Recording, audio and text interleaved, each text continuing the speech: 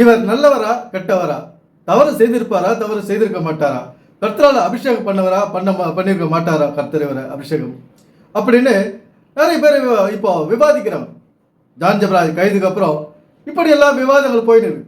John Jebaraj உண்மையிலேயே குற்றவாளியா அப்படின்னு பலதரப்பட்ட மக்கள் ஆங்காங்கே உலகம் முழுதும் பேசின்னு இருக்காங்க. ஆதரவாக பல பேர் பேசுறாங்க, எதிர்ப்பா பல பேர் பேசுறாங்க. அவர் குற்றவாளி தான், அவர் வேதத்தின்படி பயங்கரமான குற்றம் செய்துட்டாரு அப்படின்னு சொல்லிட்டு நிறைய பேர் யூடியூப்ல பேசின்னு இருக்காங்க. அவர் மேல குற்றம் இருக்காது, அவர் விடுதலை ஆவார் அப்படின்னு நிறைய பேர் பேசின்னு இருக்காங்க. இந்த சகோதரி என்ன சொல்றாங்கன்னு கேட்பாங்க. ஒரு நல்ல ஒரு தேவ மனுஷன், தேவ அபிஷேகத்தை பெற்று இவ்வளவு ஒரு வல்லமையா, இது கம்ப்ளீட் சூப்பர் நேச்சுரல்னு எல்லாருக்குமே தெரியும். ஓகேங்களா, இது மனுஷனால உருவாகல, இது தேவனால உருவாச்சுன்னு எல்லாருக்குமே தெரியும்.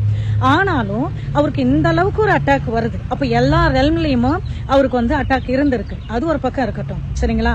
சோ இங்க தெரிய செய்யக்கூடிய ஒரு பெரிய போராட்டம் என்ன அப்படின்னா பொறாமை. ஸோ அப்போ இங்கே பார்க்கும்போது இன்னொரு பக்கம் பார்க்கும்போது என்னுடைய பர்டிகுலராக பரிசுத்த ஆவிக்குள்ள என்னுடைய பாரம் என்ன இந்த விஷயத்தில் அப்படின்னு சொல்லி பார்க்கும்போது ஒரு ராயல் ஃபேமிலியோடைய ஒரு மெம்பர் அவர் தேவனுடைய ஊழியக்கார் ஒரு பக்கம் அப்படியே இருக்கட்டுங்க. அவர் அவர் மேலே தேவன் வைத்திருக்க அபிஷேகம் ஒரு பக்கம் இருக்கட்டுங்க. ஆனால் தேவனுடைய பாடி ஆஃப் கிரைஸ்ட்ல ஒரு மெம்பர், சரிங்களா, நம்மளுடைய ஓன் சகோதரர், சரிங்களா. அவருக்குள்ளேயும் ராயல் பிளட், உங்களுக்குள்ளேயும் ராயல் பிளட் ஓடுது. ஆனா எந்த அளவுக்கு ஒரு வல்னரபிளா விக்டிமைஸ் பண்ணி இந்த அளவுக்கு அடிப்பீங்க, இந்த அளவுக்கு டிமனைஸ் பண்ணுவீங்க அவர் ஏன் இந்த அளவுக்கு ஒரு சர்காஸ்டிக்காலாம் பேசியிருக்கிறாருன்னா இப்பதான் தெரியுது. அவ்வளோ வூண்டு கிரியேட் பண்ணி இருக்கிறீங்க, சரிங்களா.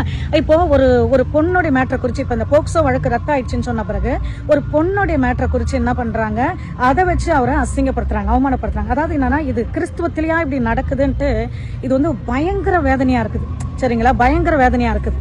அதாவது என்னன்னா, அவருடைய மேல இருக்கிற பொறாம ஒரு பக்கம் இருந்தாலும் ஒரு விமனுக்கு எந்த ஒரு ஹானர் டிக்னிட்டி கொடுக்காதவங்க கிறிஸ்டியன் கிடையாது. ஜான் ஜெபராஜின் வளர்ச்சியை பிடிக்காத பல பேர் பொறாமை கொண்டு அவரை இப்படியெல்லாம் செய்யறாங்க அப்படின்னு இந்த சகோதரி சொல்றாங்க. இங்க அது உண்மைதான்.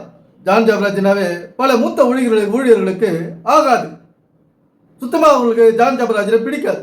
நாங்க தான் வல்லமையுள்ளவர்கள், நாங்க தான் கர்த்தரால் அபிஷேகம் பண்ணப்பட்டவங்க, நாங்க தான் கர்த்தரால் தெரிந்து கொள்ளப்பட்டவர்கள். ஜான் ஜெபராஜ் அப்படிப்பட்டவர் இல்லை, கர்த்தரால் தெரிந்து கொள்ளப்பட்டவர் ஜான் ஜெபராஜ் இல்லை அப்படின்னு இவங்கெல்லாம் நினைச்சுன்னு இருக்காரு. நினைச்சுக்கின்னு ஜான் ஜெபராஜுடைய பாடல்களையும் டான்ஸையும் கிண்டல் பண்ணி கேலி பண்ணி இது கர்த்தருக்கு உதவாது, இது கிறிஸ்தவருக்கு ஆகாது அப்படிலாம் பேசுறவங்க நிறைய பேர். என்ன பேரிட்டு சொல்லலாம் அவங்கள, அப்படிப்பட்ட வார்த்தைகளை பயன்படுத்தி ஜான் ஜெபராஜை இழிவுபடுத்தி அவர் வளர்ச்சியை பிடிக்காதவர்கள் பேசுறது அதிகம். ஜான் ஜெபராஜ் இதனால் மன உளைச்சலானது ஒரு பக்கம். ஏன்னா குடும்ப சூழ்நிலைகளால் அவர் தாக்கப்பட்டார், குடும்பத்தில் ஏற்படுகிற பிரச்சனைகளால் அவர் மன உளைச்சலானார். அதுவும் இல்லாத வெளியில் இருக்கிற கிறிஸ்தவத்தில் இருக்கிற பல ஜான் ஜெபராஜ் பிடிக்காத ஒரு பேச்செல்லாம் அவர் கேட்டுட்டு அவங்களுக்கு தகுந்த பதிலாக அளிச்சுட்டு இருந்தாரு. இப்படி நிறைய பேர் ஜான் ஜெபராஜுக்கு ஆதரவாக பேசியிருக்காங்க, எதிராகவும் பேசியிருக்காங்க. இப்போ ஜான் ஜெபராஜ் உண்மையிலேயே குற்றவாளியா அப்படின்றது தீர்ப்புக்கு அப்புறம் நமக்கு தெரியும். அவர் நல்லவரா கெட்டவரா, அவர் தவறு செய்தாரா செய்யவில்லையா அப்படின்னு இது எல்லாருமே இந்த உலகமே எதிர்பார்த்து நிறுது. இப்போ இந்த குடும்ப வாழ்வியல், குடும்பத்தில் ஒவ்வொரு குடும்பமும் பல பிரச்சனைகளை சந்திச்சு நிறுது, விதவிதமான பிரச்சனைகள். அதுல ஜான் ஜெபராஜுக்கு பல பிரச்சனைகள் குடும்பத்தில் ஏற்பட்டு இருக்குது. உறவுகளால பிரச்சனை, மனைவியால பிரச்சனை, மைத்துனரால பிரச்சனை, மாமனாரால பிரச்சனை, அனந்தமிகளால பிரச்சனை, இப்படி எல்லாம் பிரச்சனைகள் ஏற்பட்டு இருக்குது. ஏன்னா இப்போ சகோதரி என்ன சொல்றாங்க, திறப்பின் வாசல் நிற்கணும். சகோதரி ஜான் ஜெபராஜுக்காக சப்போர்ட் பண்ணி பேசுறாங்க, அது ஒரு நல்ல விஷயம் தான். அவங்கள பொறுத்த வரைக்கும், என்னை பொறுத்த வரைக்கும் ஒரு நல்ல விஷயம் தான். ஆனா ஓவரா இவங்க பேசுறாங்க, திறப்பின் வாசல நின்று ஜாம் பண்ணோம், சூப்பர் நேச்சுரல் பவர் அவரை விடுதலை ஆக்கும், இப்படி எல்லாம் பேசுறாங்க. இதெல்லாம் கொஞ்சம் ஓவர் தான். திறப்பின் வாசலுக்கு என்ன அர்த்தம் அதனால இந்த சகோதரிக்கு புரியாது, யுனைடெட் ஸ்டேட்ல இருக்கிறவங்களுக்கு புரியாது. இவங்களுக்கு அந்த பாரம்பரிய ஒரு பழமையான ஒரு பைபிள் விளக்கத்தை தான் இவங்க மண்ணில் ஏற்றி வச்சிருக்காங்க. புதிய விளக்கத்தை இவங்க ஆராய்ச்சி அறிந்தது கிடையாது, கேள்விப்பட்டது கிடையாது. தமிழ் சேனல்ல பல உண்மைகளை சொல்லியிருக்கோம், யாரும் சொல்லாத விஷயத்த சொல்லியிருக்கோம். ஏன்னா வாழ்வியல், இந்த வேதம் என்பது ஒரு வாழ்வியல் புத்தகம்.